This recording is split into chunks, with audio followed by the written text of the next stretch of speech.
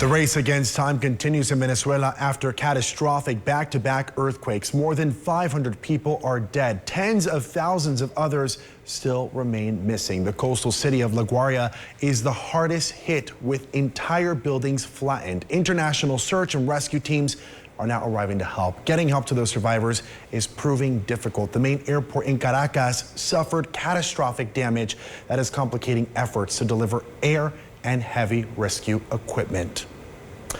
And of course, this has been something that has been such a tragic and difficult situation for so many people. Today, I had the opportunity to talk to Bryce Henderson and his wife, who is from Venezuela, and they tell me about how difficult this is. His wife actually has family over there right now. One of her family members were actually injured as a result of this earthquake. Take a listen to what they had to say. A country in mourning. Devastation across Venezuela after two powerful earthquakes leveled homes and buildings, killing hundreds and injuring thousands. From more than 3,000 miles away, that grief is being felt right here in southern Nevada. Inside Viva Las Arepas on the Las Vegas Strip, the heartbreak feels personal. This local restaurant serving traditional Venezuelan food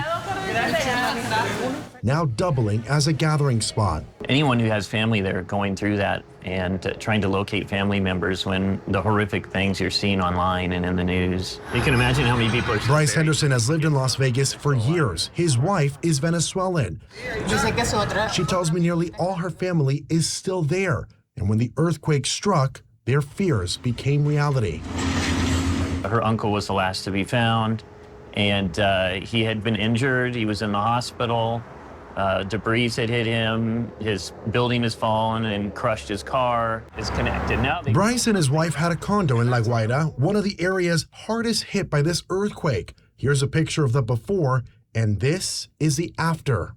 When she told me that the area where our condo was the hardest hit, I had bad thoughts right away. I didn't think it was going to survive. The damage staggering. Bryce says the estimates are growing by the day. When you look at the amount of buildings that collapsed, they say maybe as many as 100, and there could be 100 to 500 people in each one of those buildings. They're thinking 10,000, 25,000 people will eventually be killed. Back inside Viva Las Arepas, owner Alex Molina is turning her restaurant into a hub for donations. She tells me she is collecting everything from money to first aid kits, clothes, and non-perishable food items. These people are just like us. They care about their families, and you can imagine how devastated they are. It is definitely a very devastating situation out there. Our thoughts and prayers go to everybody who have lost somebody as a result of this earthquake, and hopefully they can find those loved ones that are still missing. Again, those donations are being taken at Viva Las Arepas, located at 1616 South Las Vegas Boulevard. They're open every day from 9 a.m. through 10 p.m. If you can, they will appreciate all those donations.